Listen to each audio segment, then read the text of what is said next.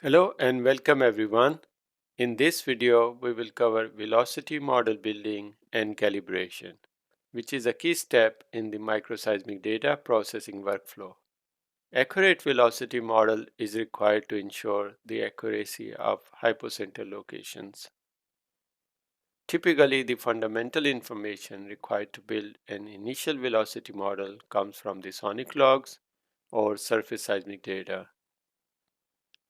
The initial model should ideally span all three spatial dimensions to effectively represent the structural and stratigraphic variation in the subsurface. However, in microseismic data analysis, it is still a common practice to use one-dimensional velocity models to determine hypercentral parameters.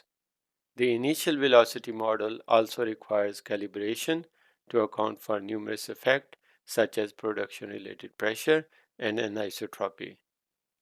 Since we know the receiver positions and we also know the position of the calibration shot, we can use the ray paths and travel times to calibrate the velocity model. Model calibration itself is a nonlinear optimization problem in which we iteratively update the velocities by minimizing the residuals between observed and modeled P and S wave travel times for the reference sources. I hope you like this video. Please share your experience of using 1D, 2D, or 3D models in the data processing workflow.